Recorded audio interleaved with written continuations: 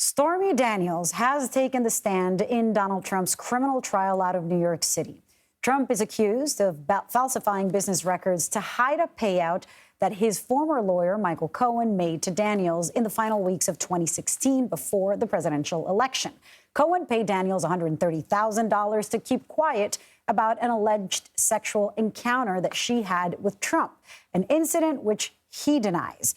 CBS News chief election and campaign correspondent Robert Costa is right there outside the Lower Manhattan courthouse with more. Robert, thank you so much for joining us. I think this is the moment that everyone has been waiting for in this trial.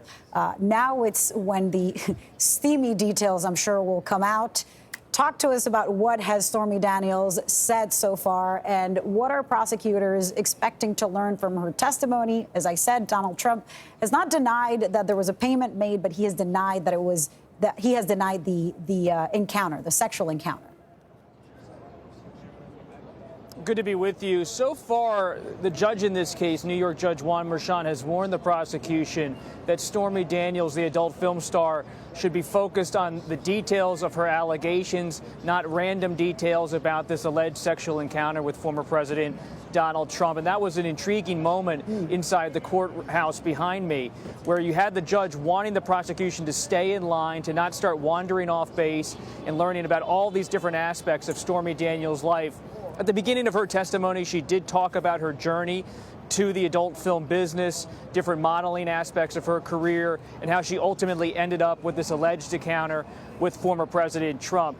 This is an important witness for the prosecution, but not the keystone witness for this case. It is Michael Cohen, the longtime Trump lawyer, who has yet to testify and will ultimately be the key witness in talking about whether these business documents were falsified or not. But having Stormy Daniels come forward is a bit of a gamble for the prosecution, in the sense that the defense attorneys here could question her credibility, her statements throughout cross-examination. There was not a necessity to bring her to the witness stand, but clearly the prosecution feels it's important to have her voice be heard by the jury.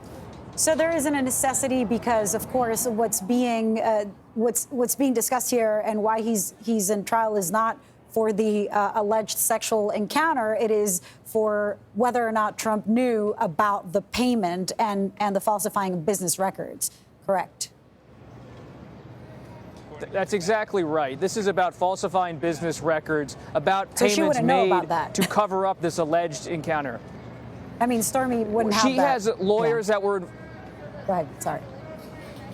Well, Stormy Daniels is at the center of all this, in the sense that this alleged encounter fueled Michael Cohen to make these alleged payments to Stormy Daniels. So she provides a bit of the backstory of how her side and her equation of this case were formulated, how she ultimately went to different people to talk about her story, talk about maybe selling the rights to her story about over a decade ago. So all of this kind of fills in the picture, but you're right. Ultimately, this case comes down to falsification of business records in the eyes of the prosecution to cover up what the prosecutors are saying was an interference act in the election of 2016. Important context there, Robert Costa. We'll keep talking throughout the day. Thank you.